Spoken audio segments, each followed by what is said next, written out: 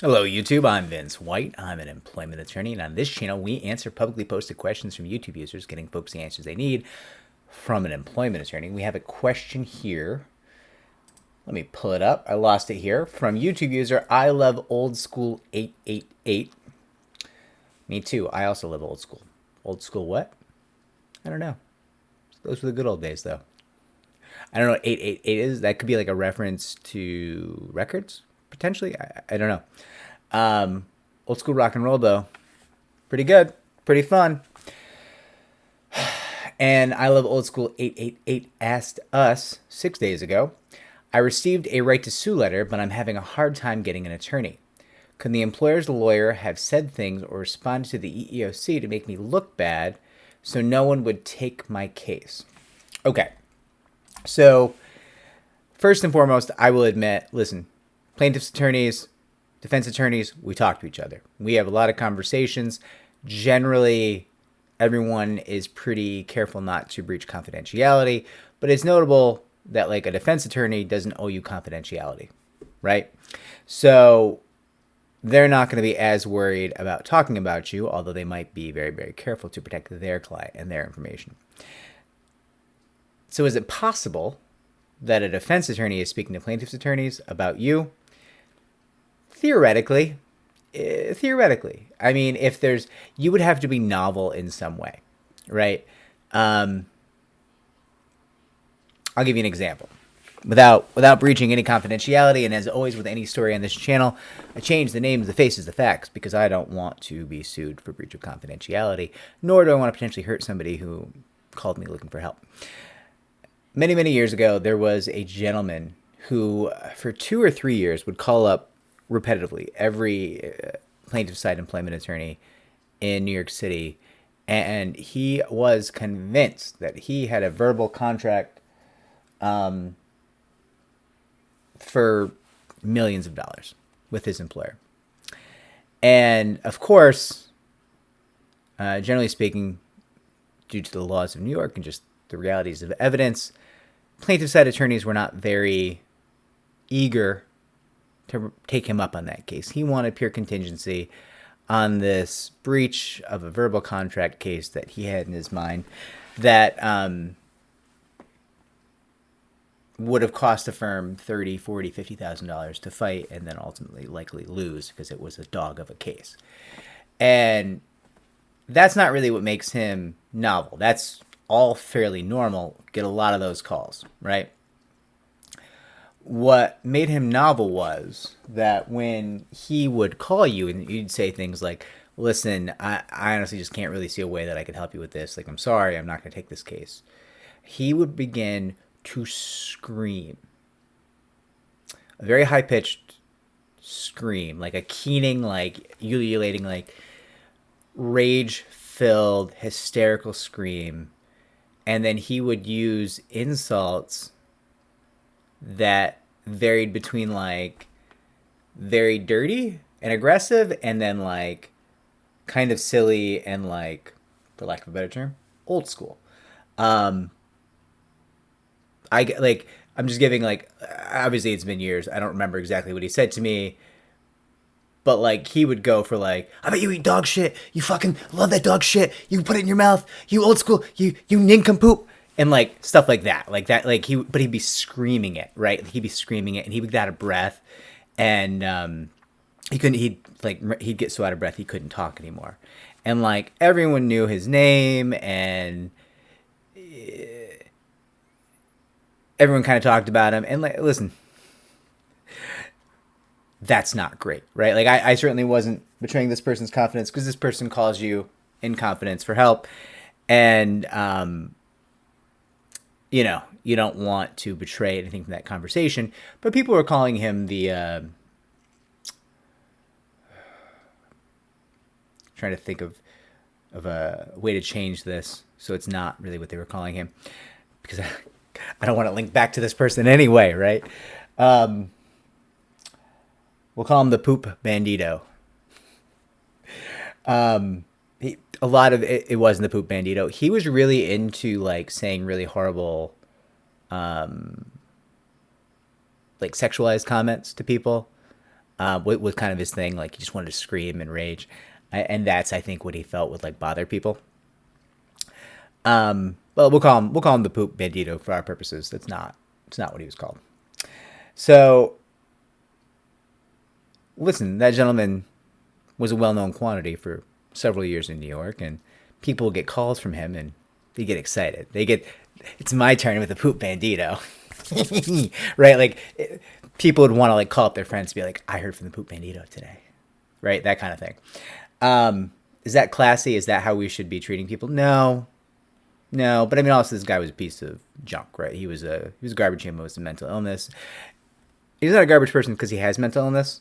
His mental illness, I don't even know that he was mentally ill. I assume he was mentally ill based on how he was behaving. Could have just been an asshole. But he very clearly wanted to hurt people. And like you could try to be like, hey man, this is why I don't think I can help you, and I wouldn't feel right taking your money. And try to have that conversation and try to like give value, even though you couldn't take the case. And he would say some very not nice things in response to that, right? So like he wasn't engendering positive vibes with the legal community. All of this is a digression with one point. You have to be kind of a weirdo. You have to be special in some way for you to pop up as a popular topic at the bar for employment attorneys, right? It's an industry where every case is pretty wild. Every case is a hate crime. Horrific things happen. It's very common for there to be dick pics in cases. First case, one of the first cases I ever worked on, I got binders and binders and binders and boxes of porn. That I had to deal with as evidence, right? Like this is the reality TV of litigation in many ways. Like every case is novel in some way. Bluetooth speakers playing porn sounds in the women's bathroom. Like it's always something with this field, right? To stand out, you got to be pretty zany. And I suspect, based on what you're communicating with me here, you don't seem zany. You seem like a person who's been wronged and is looking to make it right. But you don't seem like a crazy person. You don't seem like a person who's going to behave in a way that makes you notable to a very jaded community, right? You're communicating in a very forthright manner. This is calm and you're asking all the right questions, right? So I suspect possibly the employer's attorney has not badmouthed you to the legal community. That does not mean, however, that if you're showing attorneys your EEOC filing, the employer's position statement, and your rebuttal, that they're not reading that position statement and saying, ooh, yeah, they got really good answers for everything in this complaint, right? And I'll try to give an example.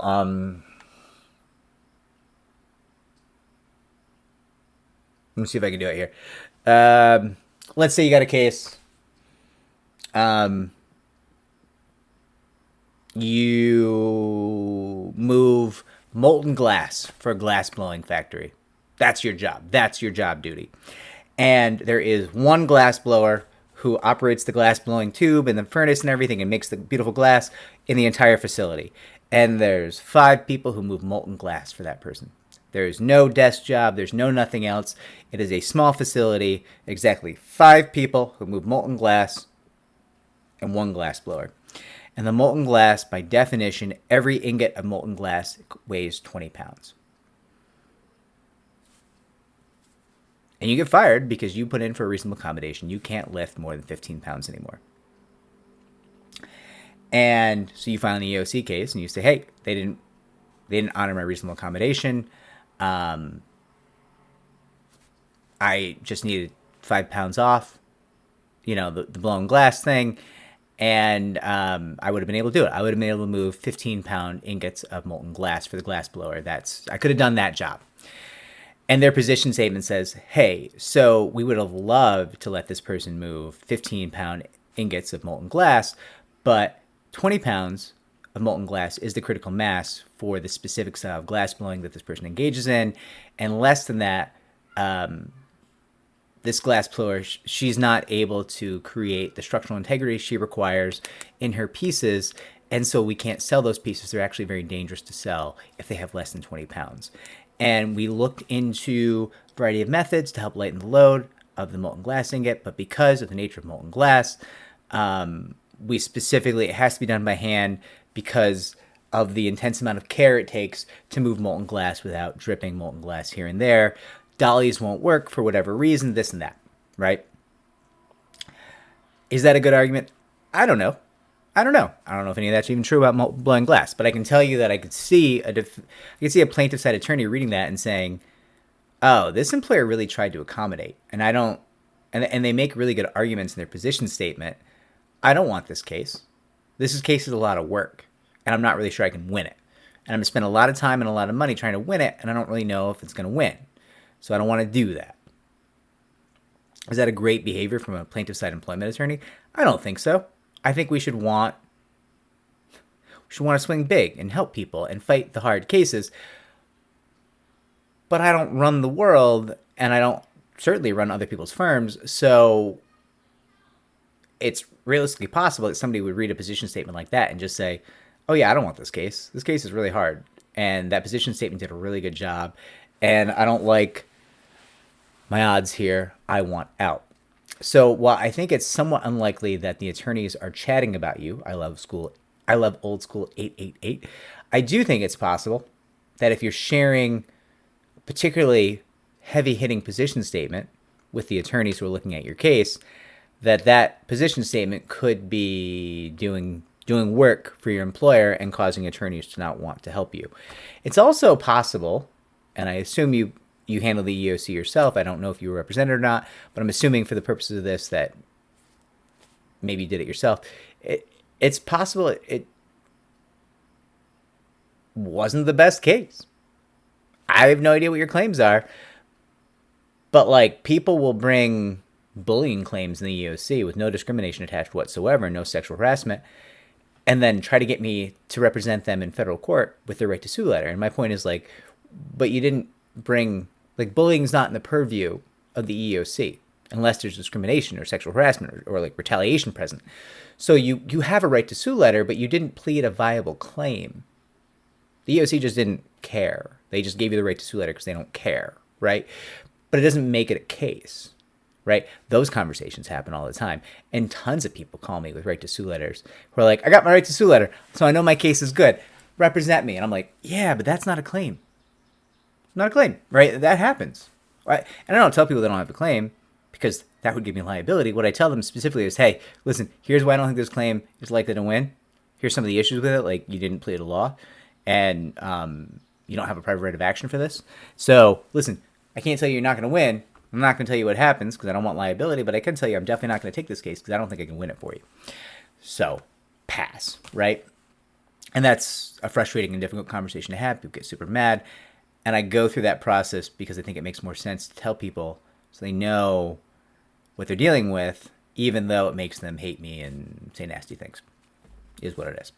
So I'm not saying in any way, YouTube user I love old school 888, that that's what's happening to you. I have no idea. I'm just kind of listing down what could be happening here, right?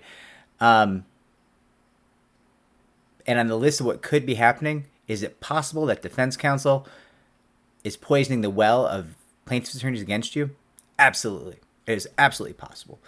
It's also absolutely very unlikely in the scheme of things, given all the many, many ways that people might not be interested in the case and all the many reasons that could lead plaintiff's attorneys to be like, "Well, I don't know about this." I don't know where you are, though. I don't know the quality of the attorneys around you. Sometimes it might make sense for you to call some of the national firms. Gloria Allred, I think Morgan & Morgan is now taking some employment cases on a national level. I can't vouch for any of these firms. I don't vouch for any of these firms by any stretch. That might be an option, right? Branch out. If you don't like what the local attorneys are saying, go to other cities in your state. Go to some of the national options. See what they say. It's an option. Just trying to give you resources here that might help you. I'm assuming that your case is viable. Sounds like you believe it's a good case, and I believe in you. So if you believe that, maybe there's something else going on here. Maybe it makes sense for you to branch out. Sometimes, some areas of this country, the attorneys just aren't very good. I've seen cases Horrible, horrible sexual harassment cases where you get local attorneys who are like, well, I mean, basically give answers like, but did you die though? Right? Like, what are you talking? This is a horrible case that's worth a lot of money. And the local attorneys be like, I don't know. I don't like it. Like, just forcible touching. This is sexual assault. Like, what are you talking about? What part of this case did you not look at and say, I want to help that person? And in addition to the concept of I want to help that person, why wasn't your little your greed radar activated by like, well, this case is worth money, right? I mean, listen, even I always use the idea that like even a really evil plaintiff side employment attorney should still want to help people, right? Because by helping people, that's how we make money. So hopefully we actually do want to help people. But even if we don't, we should still want to take cases that can win. And by winning, you help someone because that's how you make money. Anyways, I've gone long. I'm just saying, widen the net. Talk to more attorneys and have a conversation with them. Like, it doesn't hurt. Be like, hey, listen, thanks for hearing me out. I understand you don't want my case. Can you tell me why? And some of these attorneys are going to lie to your face. And some of these attorneys are going to tell you flat out, nah, I'm not going to do that for you. But some of them hopefully will. Some of them will hopefully tell you, yeah, that's not a good case and here's why. Or, yeah, I don't want this case and here's why, right? And that is a difference. Could be a great case and they might just not want it. Some of these attorneys, some of these small firms, they can fill up for the year, right? There's not enough employment attorneys in the world. Just straight up not enough of us. And firms fill up. They get all the cases that their lawyers can handle in a given year. And they have to say things like, hey, we can't take any more until we clear our docket a bit. We just have too much going on. And it's easy for folks to say, well, they should staff up. Okay. Who? Who are we going to staff up with? We're going to hire a first year and train them from scratch because there's not enough employment attorneys. And most employment attorneys on the plaintiff side will eventually form their own firms because if they're good at their job, they want to have their own firm and make their own money and not, be subject to, somebody else telling them what to do and taking a big chunk of their paycheck, right? Just a reality of the industry. So they'll either end up partners in a plaintiff's firm or they'll end up going out on their own. And that makes them unhireable in either case, very likely. Anyways, I'm at 17 and a half minutes here. I hope I answered your question. I hope this was a viable discussion of why attorneys might or might not be taking your case. And I hope it kind of touches upon your original question of why it might be unlikely that defense counsel has badmouthed your case to a bunch of plaintiff's attorneys. And also just remember, plaintiff's attorneys, listen, we can be friendly with defense counsel, but we'll almost never agree with them about what a good case looks like because that's our job. Our job is to fight with them about what is and is not a good case, right? Like there's some cases where everybody knows that case is fantastic, and defense counsel won't even try to be like, listen, fine, you're gonna get paid here. Let's talk about the details though. Like it's not gonna be, I'm not gonna make you rich, Vince. We'll see, buddy. We'll see. And by the same token, sometimes, listen, you take a case you think is amazing at a plaintiff's attorney, and then the client does something horrific, and you're just like, well, that's not the case that I thought I took anymore. And the defense counsel will be like, yeah, we're gonna mess you up on this one. Am I gonna agree with the defense counsel? No. In the back of my head, am I like, yeah, it's gonna hurt? Yep, of course, right? Listen, clients are humans. Humans do things. Sometimes those things are good. Sometimes they ain't. Like, subscribe, comment down below if this was helpful. It helps me to help more people just like you. Remember, almost everybody works. Everybody wins. Be smart out there.